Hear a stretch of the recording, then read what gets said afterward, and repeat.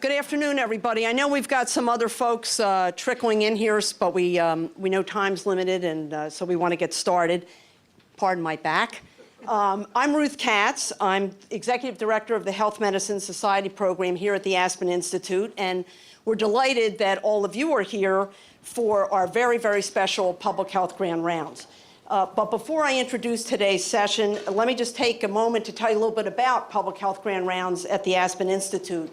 Many of you know that Grand Rounds is actually a time-honored feature of medicine designed to keep clinicians up to date about scientific and medical advances and to promote excellence in research and practice. Our program, Public Health Grand Rounds at the Aspen Institute, actually borrows from that tradition to advance knowledge about the cutting-edge public health issues of the day. Public Health Grand Rounds at the Aspen Institute is actually a partnership between two Aspen programs, Health Medicine and Society, which has a domestic focus, and Global Health and Development, which of course focuses international work. And you will be meeting my partner and co-producer at the end of the program, Peggy Clark, who heads up that program. The series is made possible with funding from the Aspen Innovation Fund, for which, Walter, we are eternally grateful. We generally hold Public Health Grand Rounds twice a year, once in the fall. This is our spring program for 2016, taking full advantage of our prime location here in Washington, where we can engage influential thinkers and doers in the field. It's an invitation-only event, and we are absolutely delighted all of you could join us. We are live streaming this event, and a videotape about the program will be up within 24 hours on our website. Feel free to share that with your colleagues or watch the program again. As I mentioned in the beginning, at the start, today's Public Health Grand Rounds is really quite special. And it's not only because our featured speaker is Dr. Eric Lander, President and Founding Director of the Broad Institute of MIT and Harvard. And it's not only because Dr. Lander is speaking on one of the most cutting-edge topics in medicine today, provision medicine, but it's also because instead of following our traditional Grand Rounds lecture format, today's session is presented actually as a conversation with Aspen's very own Walter Isaacson, serving as our moderator, and I think you just can't do any better than that. So it's now my great pleasure to turn the microphone over to Walter, who in turn will introduce Dr. Lander and get the conversation going. But as always, we will leave time for your question and answer. So thank you, Walter. Thank you, Eric. Thank you all for being here. And we look forward to seeing you next fall. Thanks so much. I think most of you know Eric Lander, so let's give him some applause. Thanks. Eric was early on part of the great International Genome Project, both at the Whitehead and before, creating a lot of the technology that quickly sequenced the human genome. Since then, you've become part of the Broad Institute of MIT and Harvard. You founded it and run it. And you're now standing at one of the great intersections of innovation, which will be the combination of molecular biology and big data.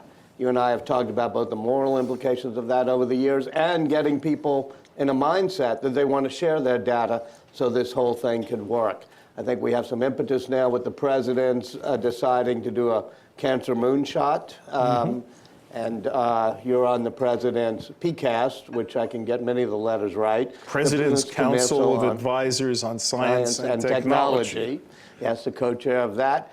And so let me begin just by asking you to explain why you think precision medicine is a game changer. So let's start with what is this precision medicine and what's been happening over the past couple of decades to get us to this point. So in the 1980s, we had no idea of the genetic code. We understood there was DNA, but you couldn't read any of it. Then it became possible to read a little bit of the human genome and begin to ask, like, what are the genetic factors that cause disease? What genes actually contribute to all the different rare Mendelian diseases and the common diseases and Alzheimer's and all, but it was still a pipe dream then to imagine that we could ever read out and use all of that information in medicine. So a lot of work, you referred to it, this Human Genome Project, this international effort that was conceived in the 1980s and really executed in the 1990s to the the beginning part of the 21st century, was about trying to read out all that information. So that finally happened. And we spent $3 billion doing that. It would be very hard to imagine spending $3 billion doing that on every patient.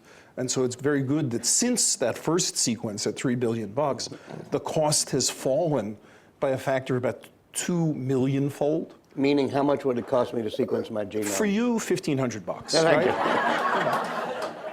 right? So, for you. No, it's about $1,500.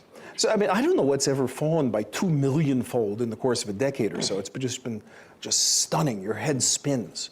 So you go from having We'll call that Lander's Law because it's like the Moore's Law. Well, in fact, power. I don't get credit for the law, but it is about 3 times faster. It would take 30 years for Moore's Law to produce a 2 million-fold drop of what we've seen over the course of the past 12 years or so in molecular biology. So suddenly it means you can start reading out information, not from one reference human genome, but from 1,000 patients with a particular disease, or from a population with tens of thousands of people. And what we've seen in the last 10 years is beginning to collect enough information from patients with particular diseases to start writing down what genes play roles in which diseases. Mainly cancers at first? Well, it's actually many different diseases, but let's take cancer first. Back in in prehistoric times, the mid-1980s, the number of cancer genes we knew was 4.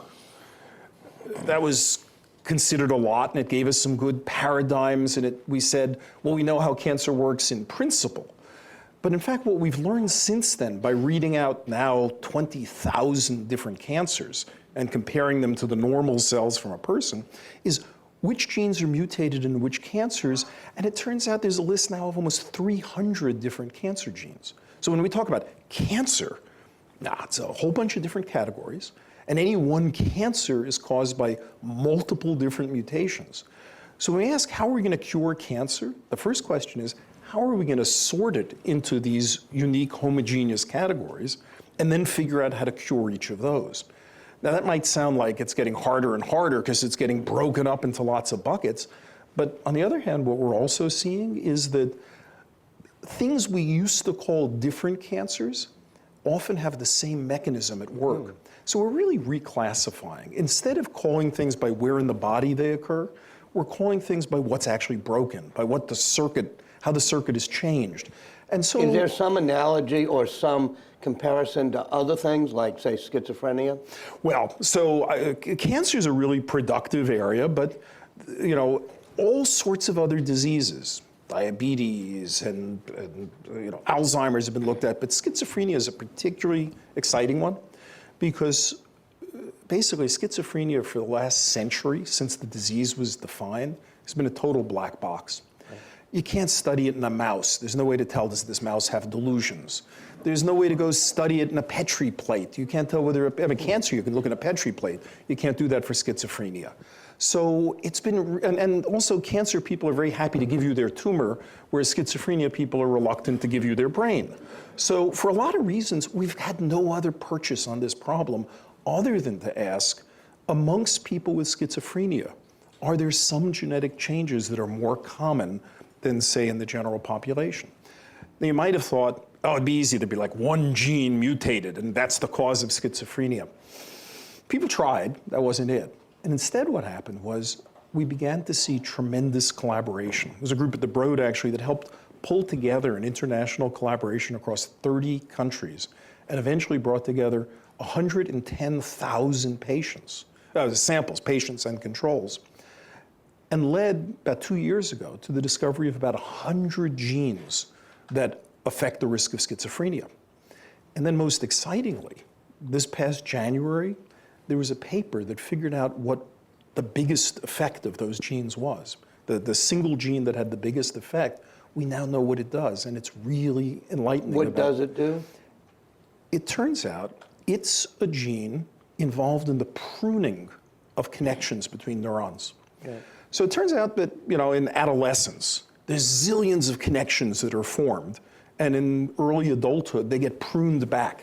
This is a little bit of the important brain changes that happen as you go from an adolescent to an adult.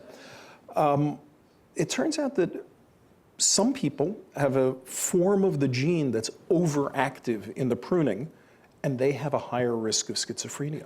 So for the first time, we know a cause of schizophrenia is overaggressive pruning of those synapses. And you could imagine, and that's just a distant imagining, that someday there could be a medication that if somebody had early signs of schizophrenia, you might take an inhibitor of that process. But what's important is it's not a black box anymore. You can peer in. So the first wave of what we will do to make these discoveries useful would be to create pharmaceuticals that counter the effect? That's usually, or sometimes, ramp up the effect. But usually what's happening here is, if we just draw an analogy, is some kind of a circuit or some kind of a system like in your car, and something is a little not working so well, and you want to ramp it up or you want to ramp it down. Mm-hmm. And pharmaceuticals do that. They bind to a protein and turn down or turn up their activity. And initially, that's what people are looking for. But drug makers have no clue what to make a drug against. What we have to do, and where the big data comes in, is to discover actually what are the important components in any disease? What are the targets that you might go after? Once you know what the targets are, 10 companies can compete to make drugs against that target. Mm-hmm. But the knowledge of what the target is, that's a public good. It's not something that any one company is going to invest all that money to find. So how do we get it as a public good versus a patented or copyrighted discovery? Well, this is a really important thing. So you get public goods by paying for them as a public. That's the starting point, is we generate basic knowledge. Back when we did the Human Genome Project together, that collaboration was committed to the rule that all that information got put out on the web every night, no restrictions on its use, available to anybody, any country. And that was what, $3 billion of Francis Collins and the NIH? And some other countries contributed too. Right. The US was the major funder, and the NIH was the major funder. But real quickly, you had sort of an outlier, which was somebody trying to do it privately for profit. That's Craig right. Venter. At the very end of the Human Genome Project, the last couple of years, a private company wanted to race to produce a private version of the human genome sequence. Now, between you and me, if I have a business plan to produce a private version of something that you're producing and making publicly available, I'm not sure it's a very good business plan. And it turned out not to be a very good business plan, because in fact, the company, they did a fine job of also producing a sequence, but doing it as a private good turned out not to make much sense. But real quickly, it would turn out to be a very good business plan if you had a federal government that had suddenly decided not to do fund public goods. And if we back out of public goods, we would have instead had a human genome behind a paywall. And what's been so great about the human genome is the mix and match. It gets used in 1,000 ways you never imagined.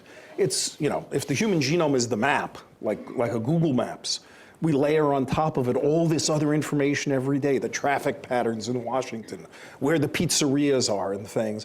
And that only works because all of those different layers are available for seeing. So having had a fundamental map that everybody could look at turned out to be important. And we've got to remember that that part only comes by investing in public goods. And you've said maybe 5 times so far the importance of the big data and having big data so you can go through everybody's drugs and genomes and mutations and whatever. We live in a world, a country especially, that if I may get myself in trouble by saying so, is neurologically privacy obsessed, as if somehow or another sharing our genetic information means the government and our insurance companies will get at us.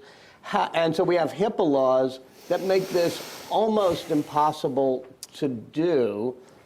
Is there a way that we can say, as a public good, we're going to have anonymized, meaning it won't have my name on it, but we're going to say, count me in. You and I have talked about this for years. Right, that's what we call it. Count me in so all my data can be used to help refine treatments for everybody who has my disease or may not have my disease. Right, so several years ago, you and I talked about this count me in principle, that the principle that every patient should have the right and the ability to share their data, if they want to accelerate medical progress. So since we talked, and we talked some years ago about this, we've actually launched the first Count Me In project, and it's a really interesting example. It's in metastatic breast cancer, and it's the work of two people at the Broad Institute, a physician scientist, Nick Wagley, and a PhD scientist, Corey Painter. And what they did was, well, they recognized that metastatic breast cancer is a very serious thing. About 200,000 women a year are diagnosed with breast cancer, and about a third of them will go on to get metastatic breast cancer, and essentially that's what kills people with breast cancer. If you don't get metastatic breast cancer, it's usually just fine.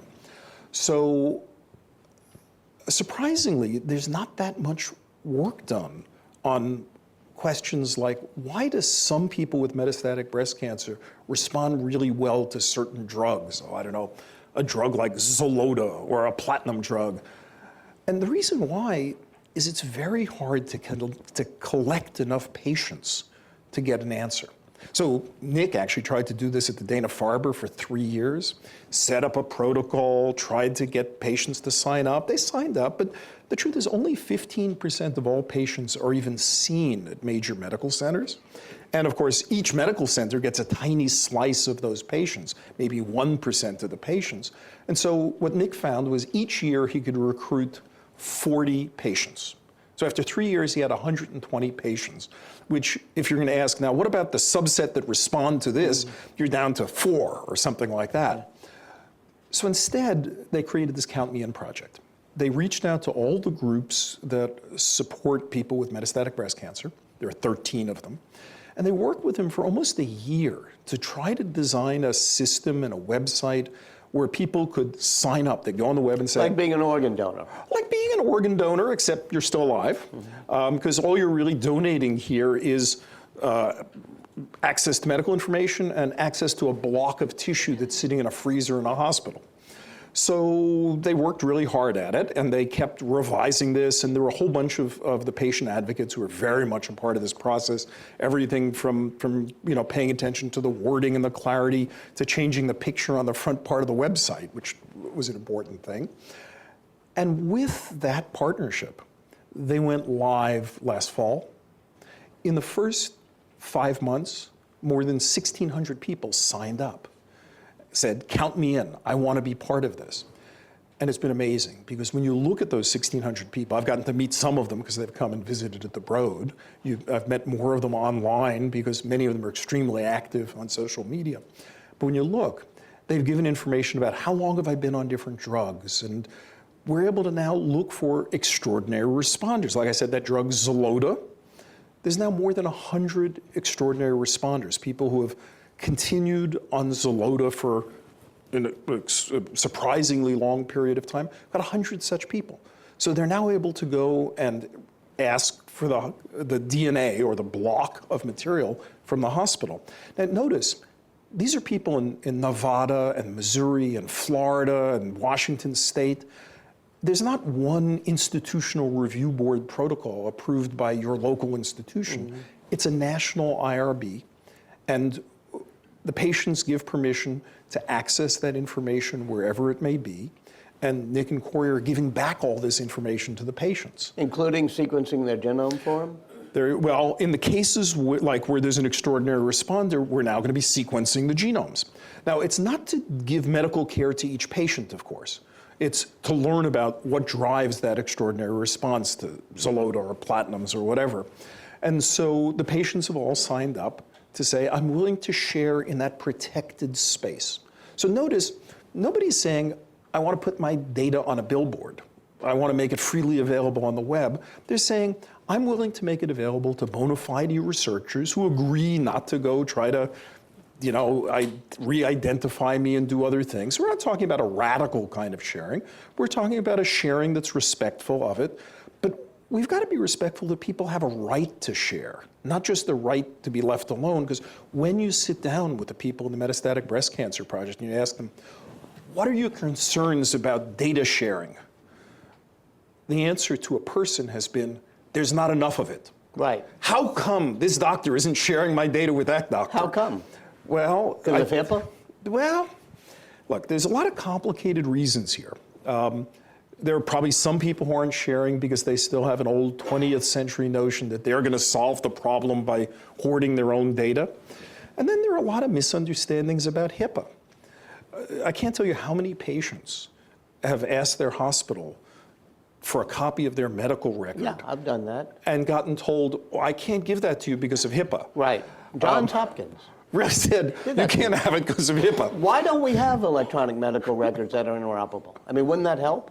Well, okay, so now let's dissect the pathology here. Yeah. Number one, there's not a deep understanding that patients have the right to have their data in the first place. You get all these concerns about you can't have it because of HIPAA.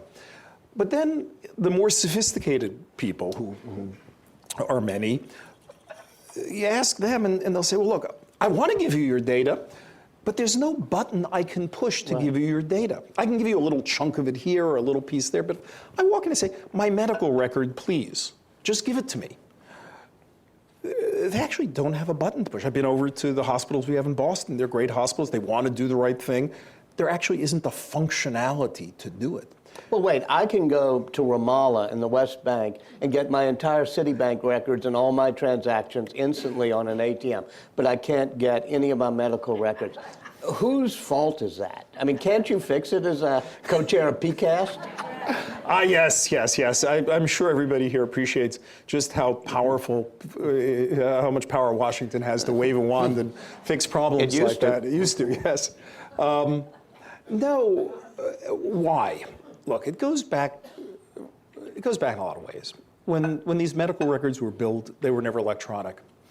Then electronic medical records came in, and for a lot of understandable commercial reasons, the systems are proprietary systems where the vendors really don't want them to be fully interoperable. Because imagine if your medical records were so interoperable, it would be you could change them, or actually, third-party innovators could come in and write software for the hospital because they could port information from one system to another. Yeah. So we don't have an iPhone app store for medical software because, well, people would rather have it in balkanized systems. But the truth is the law actually guarantees you this. HIPAA says you're entitled to your medical record, and it says if your medical record is in electronic form, you're entitled to it in electronic form. So the law is unambiguous. And I see the administration now beginning to issue regulations that clarify this even more, but this shouldn't be a question. You should be able to check a box. Is there anybody in this room who has called their hospital or doctor and said, please send me electronically my medical records, and got a yes? 1, 2. I tried it and I couldn't. I mean, because yeah, all right. And Kaiser Permanente can do certain things. I've been told Kaiser does. There are some good examples that we would call existence proofs that there's not a law of physics that says this can't be done, right? It's just a fact that it's really hard to do it. It should be easy. It should be the case that any of us who want to say, I have some disease, I want to make sure that that information doesn't go to waste, especially in the case of cancer. If somebody ends up dying of cancer, and what we could learn from that and what they want to share with that dies with them, I think it's a crime. And we can't let that happen. So we got to fix those things. And then, Walter, the third point is, even if the hospital can push the button and get the medical record for the patient to send somewhere, we do have this question of being able to integrate them. Are they interoperable? Now, frankly, I'm most optimistic about that. We got all sorts of technology innovators. If we have enough medical records out there from different systems, I think the machine learning systems that learn how to play Go can learn how to interoperate amongst medical records. So I'm least worried about that one. It's important. Does that mean that precision medicine will end up being totally individualized and there'll be a drug for each person in each disease or malady? No, I actually like the name precision medicine compared to what people used to say, which was personalized medicine. Because personalized medicine gave the impression we were going to make a drug for each person. I think given the cost of making a drug, that's not so likely. Even running a clinical trial for you personally. Now, what's precision medicine? Precision medicine is giving each disease its own proper name. There was a time we said people had diabetes. Then we split it. There's type 1 diabetes, the juvenile kind that's an autoimmune attack on your pancreas, and type 2 diabetes, which is this adult diabetes, which involves insulin resistance, and you treat them differently. Precision medicine is treating disease with precision. It's understanding when a patient comes in with cancer, peering into the cancer and answering 4 questions. Why is that thing a cancer? What are the genes that are driving it? Where could I punch it to knock it down? What are the best targets? What are the Achilles heels? If I punch it there, how is it going to become resistant? And then how do I combine therapies like I do with HIV and AIDS so that it can't get back up? Well, let's take one cancer example. Good. And explain to me how it would work. Melanoma? Melanoma. Okay. So let's take melanoma. So it turns out people found, once the human genome was sequenced, some folks here in England, a great group, found out that 50% of people with melanoma have a mutation in a particular gene, goes by the name BRAF. Mm-hmm. It's a gene that does a certain thing we understand in the cell, and somebody, just like you said, made an inhibitor for BRAF. When that BRAF protein is inhibited in the 50% of patients who have that mutation, miraculously, those melanomas like melt away. You see these incredible pictures of somebody with lumps all over their body, and it just disappears. Except 9 months later, they're back. Because that cancer, at least some of those cells, a fraction, 1 in a million of those cells, had some additional mutation that got around your drug. But now we've been able to find, folks have been able to find in medicine, how it got around it. It made another mutation over here, and guess what? There's a drug for that. So now they're working on a combination therapy. Not just 2 drugs. That's not like the 3-drug cocktails in HIV, and maybe it'll take 4. But eventually we win this game because we say, this is what's driving the cancer. We're going to block it here. It's going to get around there, but we're going to block it there. And that's why it's big data. And that's why it is the sharing of data that is going to change the face of medicine, because we can't do it any other way. And it's odd that the sharing of data should be the easiest part, and yet it's the part we haven't conquered. Yes. Okay. But it will be really embarrassing if we have to tell our children we didn't do what the science would make possible because we couldn't figure out how to let people who want to share their data share their data. Oh, so everybody here should be part of a Count Me In movement. Yes, everybody should. Now, this also... Who wants to? You're welcome not to, but the experience is, at least with cancer patients, 95% of cancer patients want to be part of it. Right. And we owe it to everybody to be part of it. Right. It seems, indulge me for a second, because I'm going to ask a question that talks about the culture of science. Yeah. And for the past 60 years, innovation has been driven largely by digital information technology. And that was the type of thing that somebody could do in a dorm room where they create a Facebook, or in a garage where they create a Google or an Apple. And it played into that whole notion of somebody going to a garage or a garret and having a light bulb moment and coming out with the light bulb or with Google or whatever. What you've talked about cannot be done by individual entrepreneurs. It needs a whole culture of collaboration when we move from a digital information technology revolution to a biotech revolution. What are the implications of that? And is that right?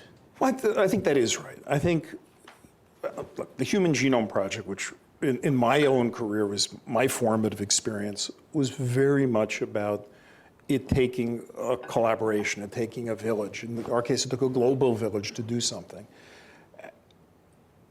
It's a different model than the model, maybe the romantic model of scientists in the early part of the 20th century and the things you'd read about, I mean, look, you wrote about Einstein. Einstein sitting in the patent office in 1905. Yeah. That's Einstein sitting there alone doing this.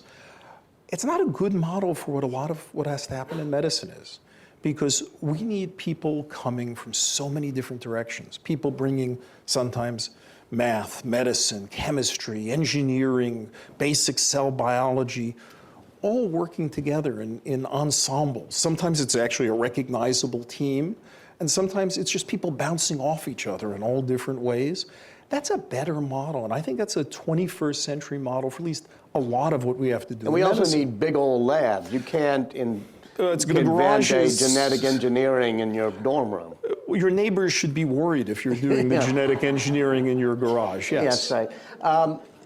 So this collaborative model that you've been talking about, some of us feel guilty, like biographers. We sort of distort history by making it seem like, Steve Jobs or somebody had a light bulb moment. I don't feel quite as guilty. Because you did the other book, The Innovators, Well, right? yeah, that's why And that had was more connecting. That was almost like a mea culpa, where I tried to show that most innovation was collaborative. It did not sell as well as a biography would have. But another person or group of people who screwed it up, perhaps, was Nobel and the Nobel Prize family. Ah, yes. It makes it seem like, okay, we got to give a Nobel Prize to one person or three people, as opposed to the 1,400 who helped prove the Higgs boson or gravity waves or whatever. Yeah, so this is an interesting point. You want to reward achievement and acknowledge and credit achievement. It's a really important thing to do, but you want to get it right. So the Nobel Prize, it's interesting to go back to the history of the Nobel Prize. When Alfred Nobel died, he left this will. It was a very short will, and it said, each year a prize will be given to the person who in the past year has given the most benefit for mankind for X. He actually didn't check it with anybody. He told the Swedish Academy to give this prize, hadn't mentioned it to them. He hadn't mentioned it to his family that he was giving away all his money to do this. And typical of rich families, they no doubt sued. Well, they sued. As it happens, they sued. And so there was some kind of a legal action. I don't know all the details, but the settlement of it 3 years later included a clause that the prize shall not be split amongst more than 3 people. And I don't know that anybody understands why. This wasn't actually Nobel's idea. He was actually writing one person. But in any case, it's a very early 20th century view of science that was the case. And so because we have this term in a settlement, the Nobel Prize goes to at most 3 people, regardless of whether that's the right number. And so that creates all sorts of very funny tensions in science. The right number might be 5, it might be 10, whatever it should be, it should be. And of course, because many other things want to be precursors to the Nobel Prize, they often line up that way. I think science just works differently often. There is this new thing, the Breakthrough Prize that came along. And interestingly, the Breakthrough Prize was initially, because I know Yuri Milner who designed it, intended to go to single individuals. Right, Very I remember much when single people. you were pushing back on them. On that. Well, and so what happened was the terms were single individuals, but as it happens, Yuri wasn't dead, and he was alive for the first couple of years, and the physicists. He's still alive. He is. I mean, yes. let's not kill him off. Yes, I see him next week. Actually, Yeah. he's still, Well, still, he still and quite you, alive. I don't know if you know this, you and he will be at the Aspen Ideas Festival together. Oh, So I you didn't can know keep- Yuri's coming. Yeah, That's yeah, great. yes. So you can work on this. All right, so Yuri is. Assuming he's still alive. Yuri is very alive. Yeah, okay. Very, very alive. We So- don't usually make that cutoff for Ideas Festival, but sometimes we do. Yeah. So what happened was that it became clear that in physics, there were these major breakthroughs, things like neutrino oscillations, that a lot of people had contributed to. So even though the original idea was one person, they split the prize amongst all 1,370 people who contributed to that neutrino oscillation experiment. Or the expansion of the universe with supernovas. There were teams of 50 some odd people involved in that, and they split the prize amongst them. And so I think what we're seeing right now is a flexibility in recognizing that there are ensembles that get stuff done. You recently got involved in a slight controversy over an article you wrote that talked about collaborative science. And it was the heroes of CRISPR. Right. CRISPR, I'll let you get into what CRISPR is in a minute, but it's basically a complex gene editing technique where you can edit a bad genome in a living organism. And there was 20 years worth of sort of people involved, and you tried to write it all. And people came back at you, especially, Professor Lubna at Berkeley and others. Doudna, sorry. That you minimized some things, that you were trying to make it seem like your lab did more, that sort of thing. Yeah. So first, let's talk about CRISPRs, because that's a really cool thing, and then come back to the challenges of getting it right across the whole field. So CRISPR is a thing that bacteria invented about 1 billion years ago, and it's their immune system.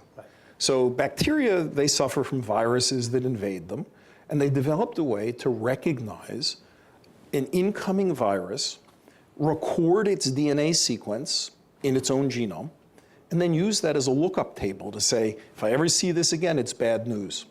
And it makes a little message that cuts that DNA. So, you know, the bacteria invented this about 1 billion years ago, and what's happened... So they deserve the first credit. Yeah, that's, I mean, they do. They didn't publish, but it was, but they invented it. Yeah, absolutely. It was peer reviewed. It was peer reviewed because they lived better who had it than them who didn't have it. No, it's been a very successful invention by bacteria. And then in the past several years, we've seen the ability to repurpose the CRISPR system. If it can recognize a piece of DNA and cut it, well, maybe you could use that in a human cell to cut a bad gene. Maybe you could use it to cut and install a new thing. Basically, it's genetic engineering inside a living cell as opposed to in a test tube with just dead DNA. So it's a very powerful thing. And an awful lot of the focus has been on work at both Boston and Berkeley, because just really the last year or two of all of this work at Berkeley, Jennifer Doudna, who's a spectacular scientist, and folks at MIT and Harvard and Broad, and I should say, you know, the Broad and MIT and Harvard have patents in the area. I don't have personal involvement in it, but there are patents there. But all the focus has been around the very end of that. And so I very much believing in this idea of the ensemble and the story, tried to go back and unearth the untold stories over 20 years. You mean back to like Spain, I think? Well, this 28-year-old graduate student, a guy called Francisco Mojica in Spain, who actually discovered the existence of the CRISPR system, looking at a salt pond on the coast of Spain.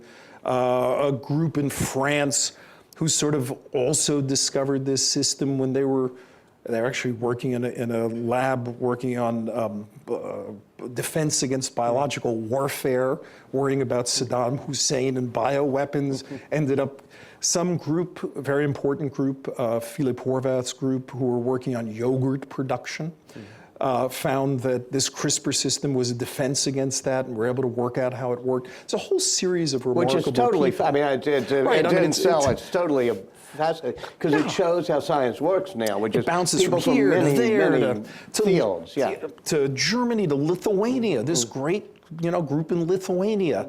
And then it bounces to the Berkeley-Boston part. And I caught some grief because I think there was a sense that in opening the lens like that, I gave less credit than I should, for example, to the group in Berkeley. And it's very hard to know how to get those things right. Certainly my intention is not to diminish any credit. And they deserve some credit. Well, they deserve a tremendous amount of credit. Jennifer Doudna is a great scientist. She deserves a great deal of credit. The thing is, I think there's about 12 people who deserve tremendous credit. And we don't have a great way to recognize 12 people. We tend to focus on a handful when it ought to be a dozen or so. And getting all those balances are right because, of course, individuals are crucial to all of this, and you really have to recognize the individual, but you also have to recognize the cast of the play. And I think we need more and more ways to do that, to speak about both of those narratives. Yeah, and so in some ways, if you could broaden the lens of that article, you would... Oh, I mean, you'd keep it, and then of course, I also got grief from some folks about, why not mention all the graduate students who worked with those 12 people, which is a fair point. Because actually one of the 12 people said, how come you didn't mention, actually it's the postdocs, how come you didn't mention my postdocs? And I think the answer is, it's really, really important to keep providing many different perspectives on this, because there's no one right perspective. Maybe the way you should one should write the history of CRISPR, and I wanted to do it with the innovators, is let it be crowdsourced. Put up the article and let everybody add, like a Wikipedia, like an ever-expanding wiki. So, Walter, it's very interesting. After the article came out, I got a number of emails from people saying, oh, you didn't know about my story. Here's my story. I got that. Actually, there are a whole bunch of people who I confess I didn't know about and what role they had, and I got their story. Could you put it up and have it be wikified? Well, that's a really interesting idea. I've been thinking about, should we do that? I mean, I don't know that it's that I should do that, but somehow the idea that we should be telling all these stories, and it's the diversity of perspectives that eventually let us understand the complex. I mean, look, I refer to this whole thing as a miracle machine, the way science produces amazing breakthroughs, and trying to understand the workings of that miracle machine, from public goods all the way eventually to, say, private companies that commercialize things. America does it incredibly well, but we ought to pay attention to how it works, and we've got to hear all those stories. So yeah, we should put them up. One way it works, which is either a help or a hindrance, Yeah. and either help cause, the people to feel resentful about the article, is not only Nobel Prizes get awarded, but patents get awarded. Right. And I think Jennifer Doudna has a patent, Feng, your colleague, everybody has patents or patent disputes. Does that make science better or worse when people are trying to take credit while also collaborating? So it's interesting. Of course, patents are a little bit different in the sense that there are hundreds and hundreds of patent applications. So patents are awarded for little slices of this piece and that piece. There's usually not a patent in a field. Each individual piece gets awarded a patent or not awarded a patent through complex processes that I don't claim to understand. Does it help society? Probably, because it incents people to work really hard to make a workaround to this and an invention on top of that. Does it block collaboration? I don't think so, because in fact, for example, the Broad has patents issued in the area. All of the tools get made freely available to academic research. But as you said, Craig Venter wouldn't have done it. Well, but Craig wasn't. So this is a really important distinction. Patents are a way of publishing. Yeah. Patents are a deal. We will give you a limited monopoly if you share the knowledge of your invention with the world. Putting something behind a paywall is a different model. Then nobody can use it and build on it. Even when something's patented, you can build on it. Go back to the patent issues on CRISPR, because so many people have competing ones. When your article came out, it said, well, your lab had some, Jennifer Doudna's group had some. Not my lab. I don't. Well, whatever. Anyways, the lab. Others at MIT and Broad and Harvard. Did that help exacerbate and the whole issues of credit, or? I'm sure that it does. Although I guess in that sense, I take comfort in the fact that the Patent Office couldn't care less what historians write, myself included. They don't? No, they kind of read lab notebooks. Yeah. You can write what you want 3 years later, but they kind of only read the lab notebooks at the time. So I don't think our So that wasn't a motivating. Well, it wouldn't have an effect on it, because they have a very clear rule: who did what when, and you have to demonstrate it by contemporaneous stuff. I'll tell a quick story if I may, which is one of the greatest of all patent disputes like this in the digital age was when Bob Noyce and the people at what become Intel create the microchip, and so does Jack Kilby at Texas Instruments. Same time. Same time, within a month in different ways. And there is an ongoing patent war for a very long time. And finally, Noyce and Kilby just get together and say, forget the lawyers, we'll cross-license, and we'll each take half the credit. That's what usually happens. Yeah. That's what usually happens. And when Kilby was awarded the Nobel Prize, to get back to that, he would have shared it with Noyce, but Noyce had died, so he didn't. And when he gets up, the Swedish Academy does its big thing about, based on the whole digital age has occurred, and Kilby said, well, that reminds me of what the beaver said to the rabbit at the foot of the Hoover Dam. I didn't build that, but it's based on my idea. Right, exactly, right. It's an old New Yorker cartoon, right? It's a great New Yorker cartoon. Yeah, so anyway, let's turn to collaboration, scientists to collaboration with patients. Yes. How would you get patients involved? Well, so this Count Me In movement in the metastatic breast cancer is a perfect example of it, but there's some other great examples. There's a couple of groups that have gotten together around breast cancer mutations. You may or may not remember that there was a Supreme Court case some years ago about whether you could patent a human gene. And the gene in question was the BRCA1 and 2 genes, BRCA genes for breast cancer. And I am delighted that the US Supreme Court ruled unanimously that human genes are not patentable subject matter. But it had been the case that that question had been unclear for the previous 15 years, And one company had a monopoly during that period, a company called Myriad Genetics. And they had built a large database of mutations that they knew did or didn't cause breast cancer, because any woman who wanted to get tested had to send their sample to Myriad. There's now a movement to free the data, to get all those data out.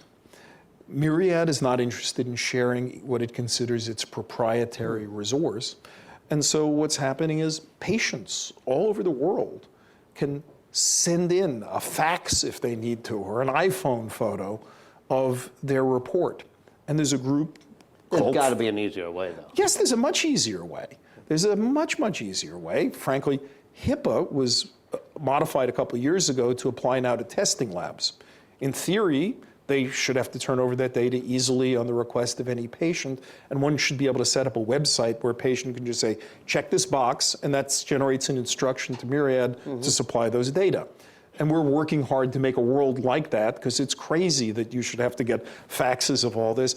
But the point is, we got to get this stuff out in a form that, well, when a new person comes in and gets tested, you see a mutation. You don't know if that causes breast cancer or is harmless. You want to look it up against the experience of somebody else. If 3 other people had it and they had breast cancer, you might be worried. And if 4 other people had it and nothing ever happened, you might feel pretty good about it. And that's why big data is crucial. It is the sharing of big data that's going to change the face of medicine, because there is no alternative to it. We need to learn from all of those experiences. So there are projects like that. I guess there's an extreme case I can give you of patients getting involved in medicine, which won't apply to everybody, but it's a really striking case. And that's a woman named Sonia Valib, who now works at the Broad. But it's a remarkable story of how far one can go. Sonia got married to her husband, Eric Minical, about 2009. And about 8-9 months later, Sonia's mom died of a brain disease. An insomnia type? Or? Well, it was a weird disease. She couldn't sleep anymore, and she quickly then degenerated and died. It was a dementia. When they did an autopsy, they found what she had was a prion disease, one of these misfolded protein diseases like mad cow, but a genetically inherited form. And they found, because they knew what the gene was that causes this disease, called fatal familial insomnia, they found out that Sonia carried it.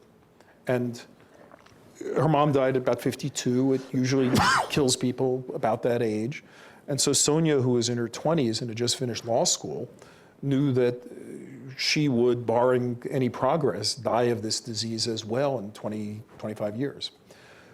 Sonia and Eric decided to drop the careers they had started, law in the case of Sonia, city planning in the case of Eric, and they went back to learn about biology. They took some extension courses at Harvard. They began working in labs around the Mass General and elsewhere. And then they showed up at a retreat at the Broad, and folks at the Broad adopted them. And they've now become graduate students at Harvard, working in a lab at the Broad. And they have a set of strategies of how, what they're working on, of course, is how we're going to save Sonia, how we're going to cure fatal familial insomnia. And you might think that's crazy, because 25 years is not a long time in medicine to go to create strategies. But things are changing now, and this teamwork is such that there are 4 plausible strategies that are laid out or on the whiteboard of what one might do. And they're all hard, and they're all a stretch, but they're no longer inconceivable. And you've got, I don't know, must be 20, 30 people around the Broad who consult with them about what you might do. They're beginning to put together a patient registry of everybody who's got these prion diseases. And I don't know how it's going to happen, but I'm going to bet good money that there will be solutions that in that 20-year period are going to be there. And whether they'll really work, I don't know, but they will be in patients with solutions in that time frame. So it says that somebody coming with no science background, but a tremendous amount of motivation, can do something. Maybe in the extreme case here, like work at the bench and try to develop a therapy yourself, or put together a support group for it, or mount a count me in movement, as many of the patients have done with metastatic breast cancer. I think what sets this apart was in the 20th century, biology was still doing the bacteria and the fruit flies and the whatever and the mouse. Right now, the tools are getting good, the whole range of tools, the chemistry and the genomic gene finding and the CRISPRs and a zillion other things. So you can imagine now mixing and matching things to make therapies. It's not going to be trivial. I don't want to be Pollyanna that any of this is easy, but even going back 20 years ago was inconceivable, and now there are paths forward. Questions? Open it up. Joel. Did I raise my hand? Yeah. Hey, Joel. Hi, Dr. Lehner, Eric. Great conversation. Talk a little bit, if you can, about the meeting in December here in Washington, where everyone got together from around the world to talk about, in essence, a moratorium on using CRISPR-Cas9 on the human germline. And the bigger question I would ask is, why should the public trust the research community to somehow enforce an embargo on a technique that's relatively simple? How's that going to work? Thank you. No, it's a great question. So let's distinguish. So human gene editing could be used in two different contexts. One might be to edit a cell in your own body, to make a genetic change in your liver, for example, to fix a particular gene that might cause, familial hypercholesterolemia, or edit a gene in the retina that might be a dominant form of blindness.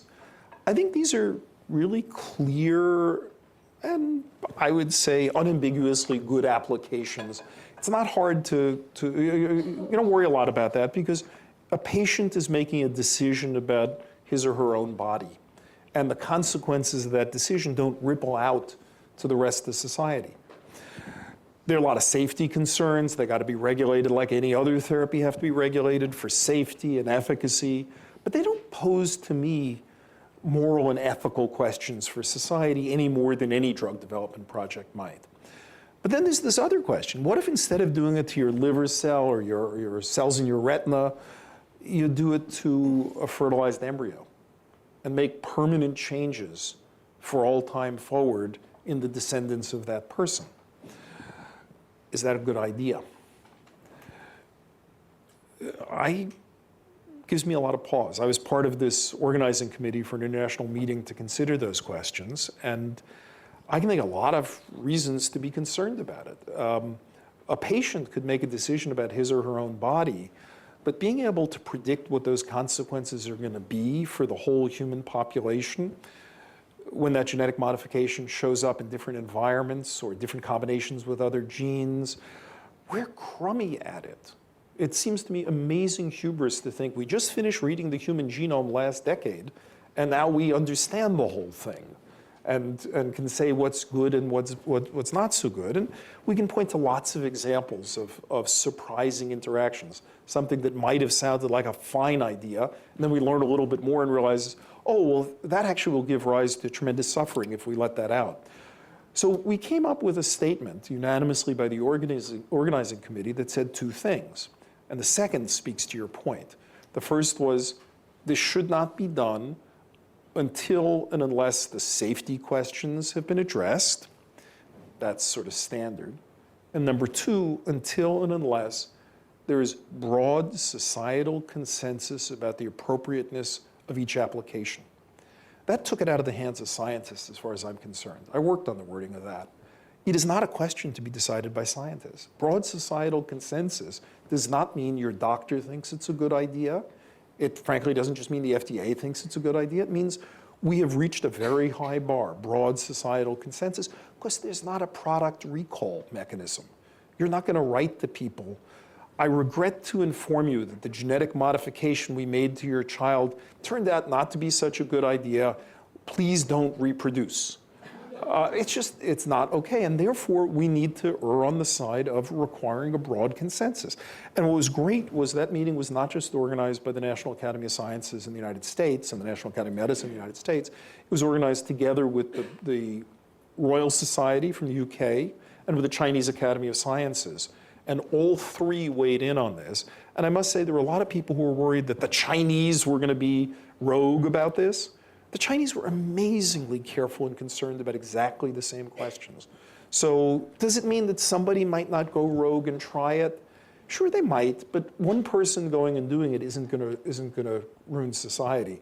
Where we get into trouble is if in a willy-nilly fashion we decide as social policy we're going to go edit the human genome before we know what we're doing.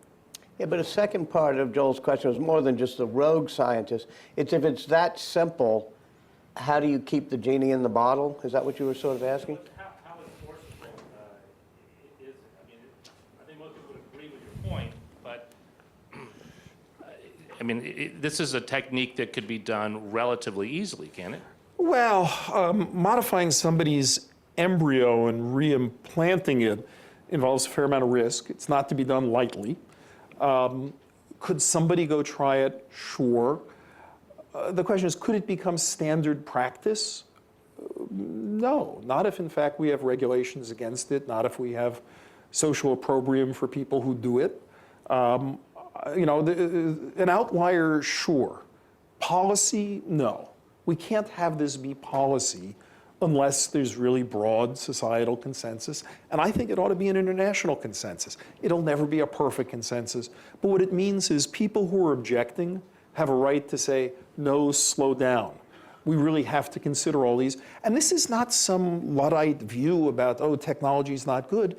It's a human geneticist's view of the fact that we are terrible predictors of the consequences of changes we make. Things that sound like good ideas today turn out not to be such good ideas. They interact really badly, and we really owe us going slowly, and it means we gotta impose that as a general social compact, which the FDA in this country has the right to regulate that. The introduction of DNA into an embryo, the introduction of any foreign substance into an embryo is covered by the FDA. You need the FDA's approval. So in this country, you would be violating the FDA's requirements if you were to do it. Many other countries have similar requirements. We simply have to make sure that the requirements we have on the books today are enforced. You know, this is one of the oldest memes of science and very much parallels, Mary Shelley's story about Dr. Frankenstein's monster, creating a new organism this way. Walk me through how your thing is going to work from the very simplest case, which is, can we get rid of the Zika virus by using CRISPR to change mosquitoes? And I assume we will do that without much societal consensus. We'll just do it. Oh, well, I don't know. I think we probably should, but it's complicated. So look, the easy cases, like I said, gene therapy for somebody's own body, we're going to learn a tremendous amount for that. Before we go off to germlines, let's get under our belt a lot of experience with what we call somatic changes. We'll learn so much about unexpected consequences, about safety, and that's the right setting to learn about it. What you're raising is, should we also go off and modify the whole ecosystem? Now, there are some compelling cases, and you just named one. Zika. So we have a mosquito, Aedes aegypti, who is the vector for Zika. Why don't we introduce into the environment males of this mosquito species that carry a modification of their genome that not only makes them, that gives them a gene that they will preferentially transmit to all of their offspring, that will essentially shut down the reproduction and spread through this population, in effect, a sterility. Well, I got to say, Aedes aegypti is responsible for maybe more human suffering than almost anything else you can think of. I don't have a lot of affection for this mosquito, and I'd probably go along with it.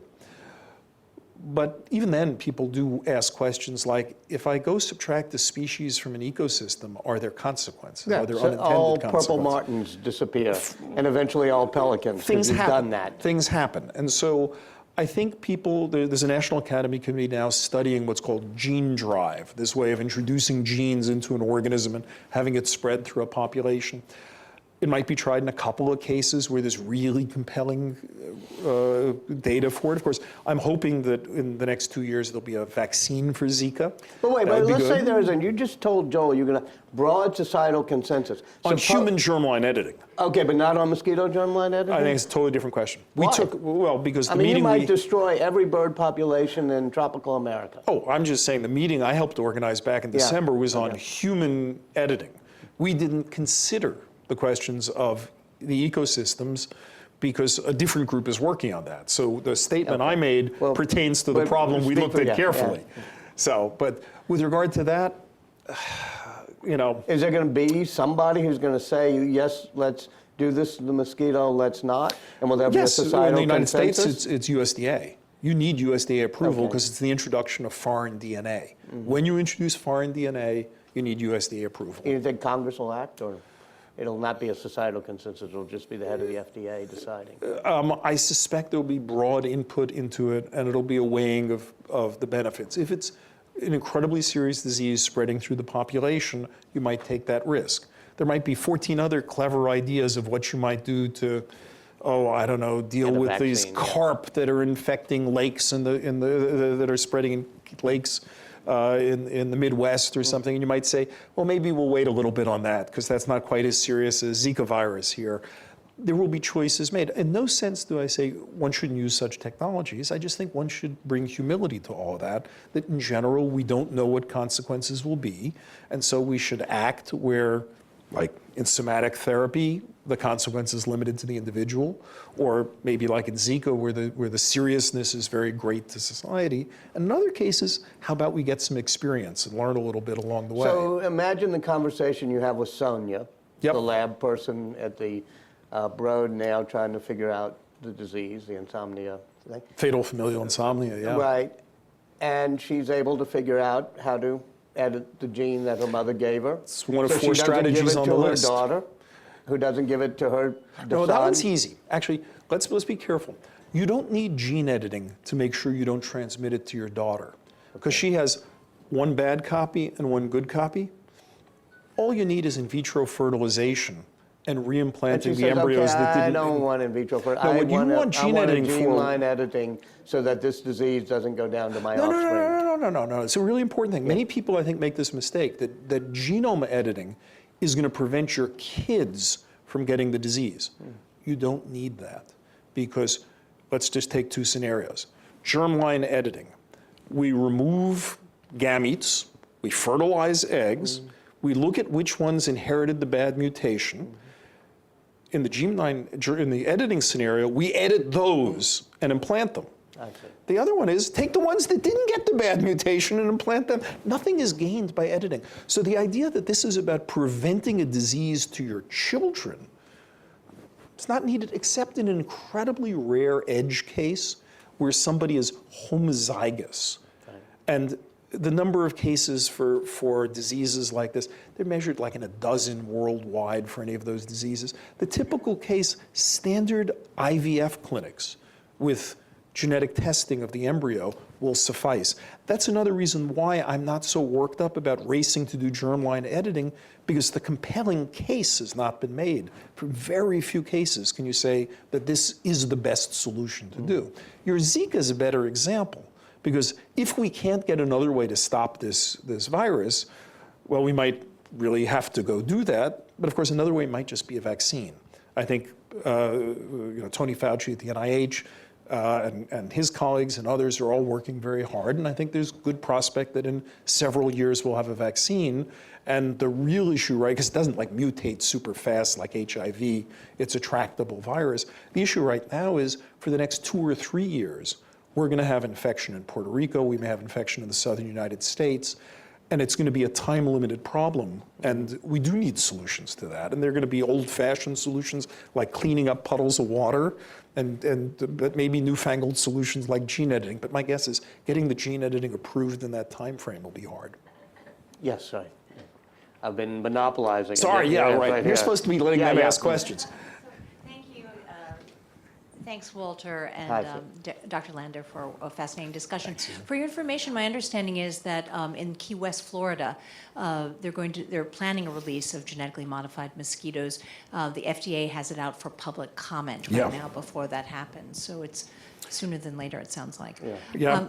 I wanted to ask you, since this is public health ground rounds, the role of environmental and lifestyle factors. For example, tobacco is responsible for 1 out of 5 deaths in America and 6 million deaths worldwide. Yeah. In the emerging field of epigenetics, where environmental factors may interact with genes and be passed on through generations, what role do these factors play in precision medicine?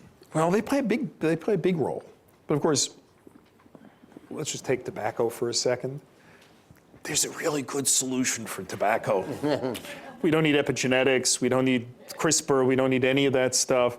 We need people not to smoke. And we need public policy that can full-throatedly work to help people not smoke. And we should always remember that's probably the first line of it, as much as I love the fancy molecular tools. But your general point is that genes interact with environment. The same set of genes that represent a risk under one scenario might represent no risk or a benefit under other scenarios. And a lot of that has to do with epigenetics.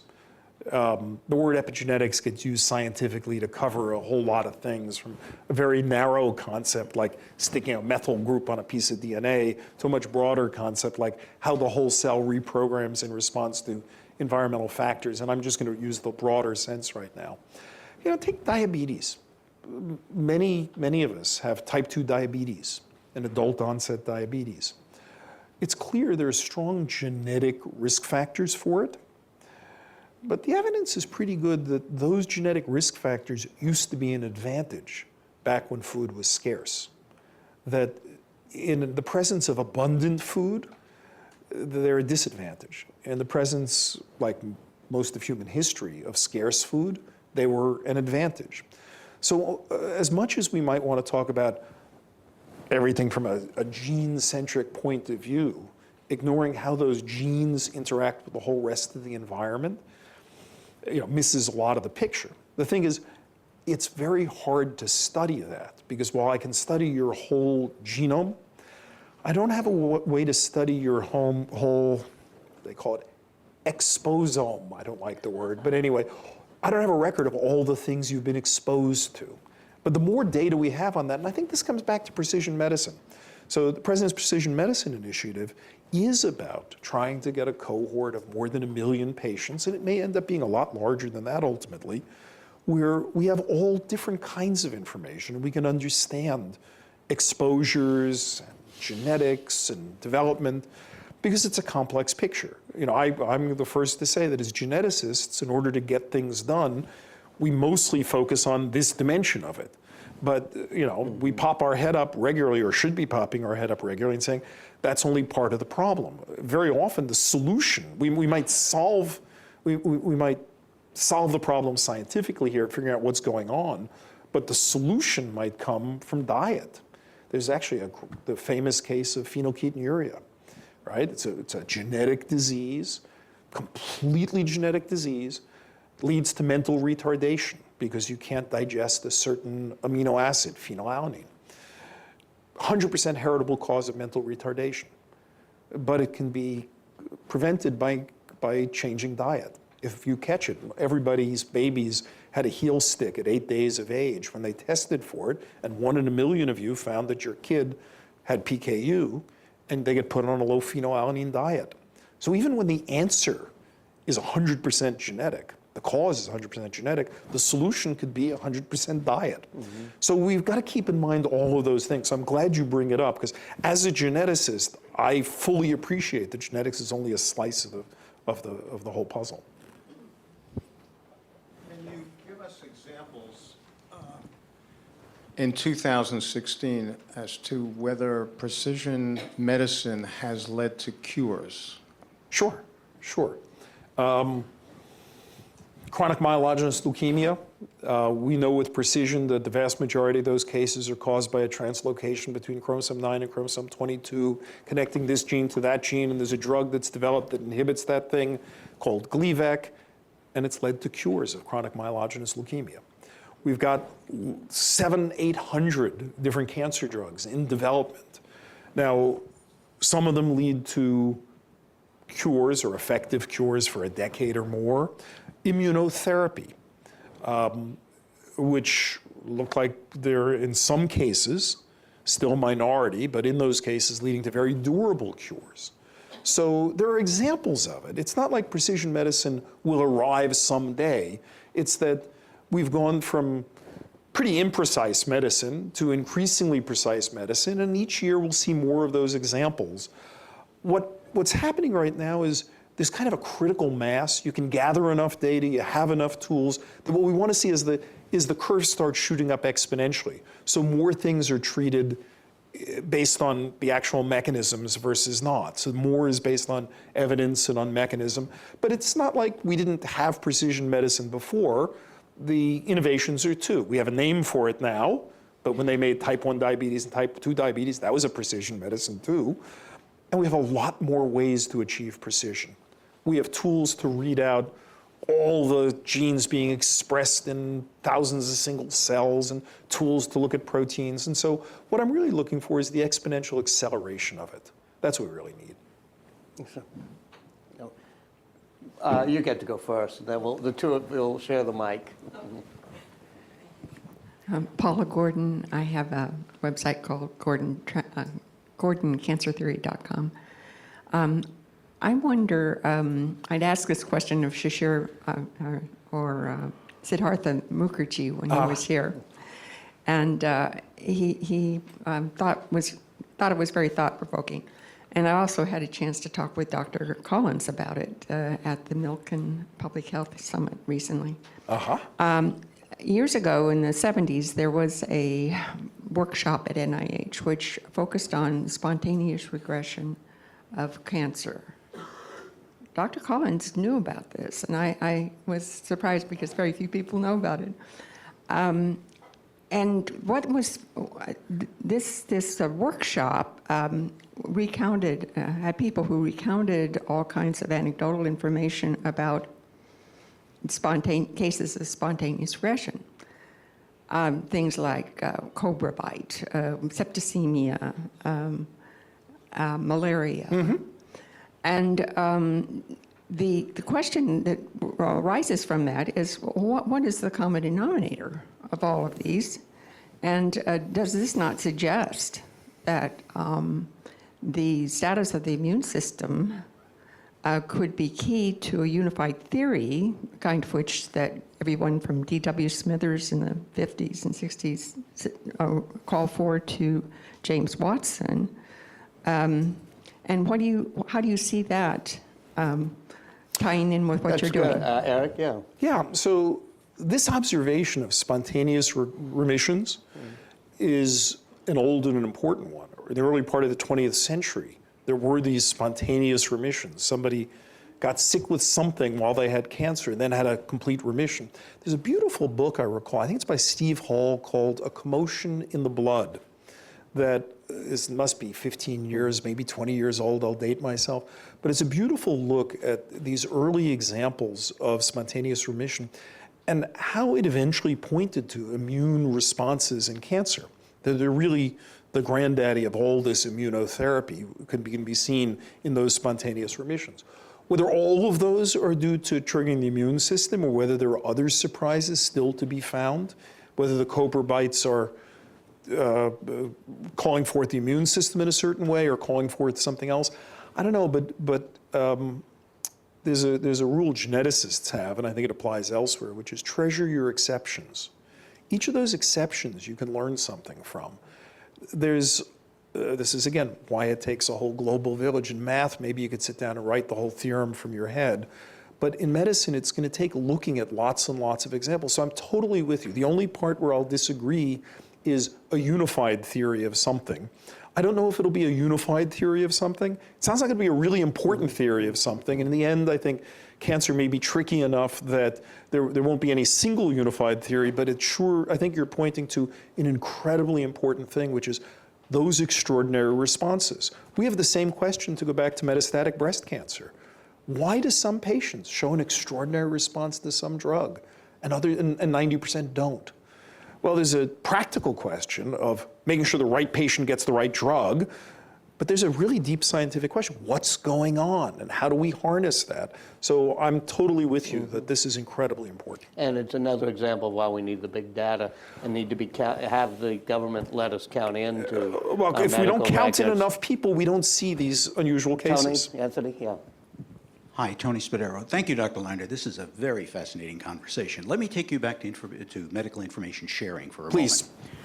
moment. My medical record, under current law, I can request, I can grant access to others to it. But it's maintained in an institution and stored, and it contains test results that were paid for by me or insurance company or the government. So who owns my medical record? What does own mean? Who has the right to either distribute it or profit from it? You have the right to distribute it. So HIPAA guarantees you that right, of that level of control.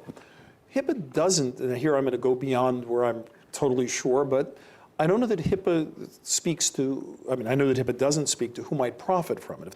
If your doctor has your medical record and has learned something from it, I don't know that you have a property right in what might get learned from it. I think it's a totally separate question. I haven't thought much about that. I know there have been some cases around such things. I really focus on who has the right to control it. So if by own we mean the right to control the use of that medical record, to say, I wish it to be sent here, I wish to have it myself, you do. I think that is what HIPAA guarantees. Whether that guarantee is given full effect everywhere, whether people know they have that right, have an easy way to exercise that right, whether it's always honored, separate questions. But I think the law is clear. The reason Yeah. for that was when I die, I can give you my body. Yeah. Yes. Can I give you and share my medical record? You have the right to, you don't currently have the ability to. We want to ensure that you have the ability to make good on your right. Yes, right. I'm sorry, the woman in the way back, and I'll get you, Louis, sorry. So sticking with the focus on data, as you know, with the 23andMe, the FDA determined that was a device because it was diagnostic of a disease. Yep. As we look at compiling data from not only just those behind the HIPAA wall, but also wearables and various other, soon to be technologically available, even if not regulatorily, it's a very gray zone, to get real-time biochemical and various other data. How do you envision the definition of disease changing over time? Or will we keep disease rigid, but yet will create a third way for these types of product? Or how do you see the regulatory environment changing? Well, disease doesn't seem to me to have been that rigid. I think we rethink what is a disease, what is a condition. Things we used to classify as disease, we no longer think about as disease at all. I can think about things in the DSM catalog of psychiatric diseases that aren't psychiatric diseases. Those are just normal human variation today. On the other hand, I can think about things that have become diseases. Anybody who watches football thinks of erectile dysfunction. Didn't used to be a disease. It's a disease. Things become diseases because they become reimbursable. Things become, it's a complex system. There's a scientific classification where we want to give things a name as a disease because it's an entity that makes some sense and we can learn about a mechanism, and we want to split things up into 4 diseases because they're really quite different mechanistically. But things become diseases for these other reasons as well. But how does the innovator then decide what to target? So if you're trying to use Apple Health Kit right now, you could be creating an FDA-regulated device and not even know it by connecting different sensors. So how I get it from the FDA side that they'll call it when they see it. But if you're trying to innovate and do something, Okay, so you're how concerned. how do you then know where the regulatory landscape stops, Right. and becomes performance and not disease? Yes, okay. So you're asking a very well-posed question, which is, as an innovator trying to work on some important medical problem, how's it going to get regulated?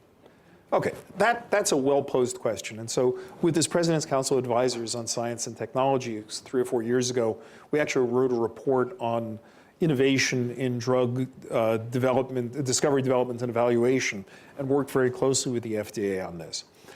I think it's absolutely right that the FDA can and should give more guidance on those questions. And I think the FDA is beginning to make an effort right now to give more clear guidances.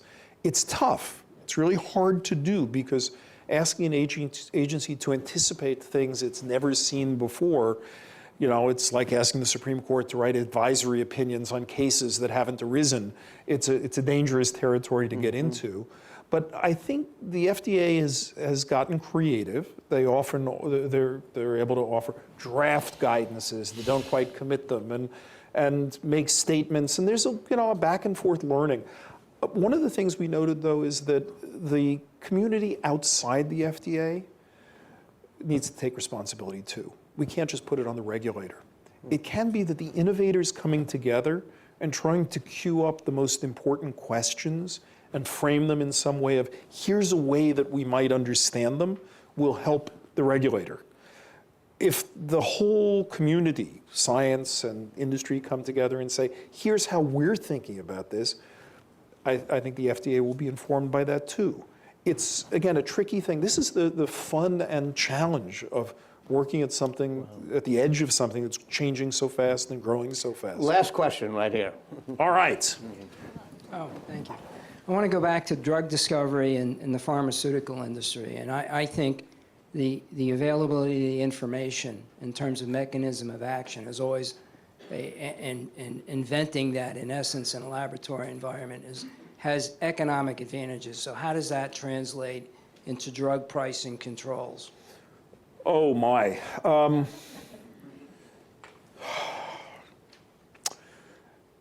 Drug pricing is complicated. Science is complicated in its own way, but science has some, well, anyway, there's science and there's drug pricing. In any other world, if 4 different manufacturers produced a drug, produced essentially equivalent drugs, you would begin to approach the competitive equilibrium price, right? Things would come down to the cost of goods, not to the price that it can command on the market. Yeah, we don't see that happening as much as it should. We don't even see true competition as much as we should. I don't fully understand it. This is, if I were to get my economist friends to do one thing, it would be truly to study what are the barriers to real competition. You might say, and I've heard people say, drugs are so expensive, we can't afford to have lots of different companies trying to make the same drug. Well, that'd be like saying, I can't afford to have multiple people trying to make the same software app. I thought it would drive the prices down. We have to understand why that doesn't happen. And it doesn't happen for a number of reasons. It doesn't happen, for reasons like the drugs are slightly different and they position themselves in slightly different ways. It doesn't happen because the federal government can't negotiate drug prices by law. It doesn't happen for a whole set of reasons. But I think trying to understand, because I want to see thousands of innovators pour in with all of this public goods knowledge and use it to make drugs. And I like to imagine that economics says that will bring down costs. I'll be very unhappy if what that does is simply inflates costs, and there's not a theorem that says that has to be. So I'm gonna claim to be just a simple country geneticist, not knowledgeable about such things as how all this economics works. But you put your finger on a really important question. If in the end we're going to do that last step of getting this to American patients, so that they can use all of these drugs, we've got to make sure that competition really rules. Well, when Eli and Edie Broad put together the Broad, I realized it was going to become one of the most important legacies anybody had ever done. And you've explained that today with what's happening around the world, but at MIT, Harvard, your institute. It really is totally fascinating and amazing. And so to end the session, I'm going to ask Peggy Clark, one of our hosts, to say thank you. So much, Dr. Andre. Let me just say, I really want to thank all of you. This is a fabulous audience. What we were really trying to do in these ground rounds is bring people who are crossing disciplines, and we could have kept these questions going for quite a long time. I do want to say, join us at Aspen Ideas Spotlight Health this summer, because we're going to, Dr. Lander will be there, probably this very question about drug pricing. We're having a number of CEOs of leading. We'll try to get an answer by then. We have a couple of months, some CEOs from leading pharma companies that are really pushing that question. Walter doesn't know it yet, but he'll be doing interviews with some of those leading CEOs. So we're going to address that in many of these questions. You can help write the questions. We're drafting you today. We love these ground rounds. Thank you for joining us here today. I want to give a special thank Ruth's amazing team, Health, Medicine, and Society, Katya, Sarah, Bretta in the back, Gina. Thank you so much. It takes a village, of course, to put these on. And Dr. Lander, you know, we really learned so much from you. We're really honored to have you here with us and for this great conversation. Thank you all. Real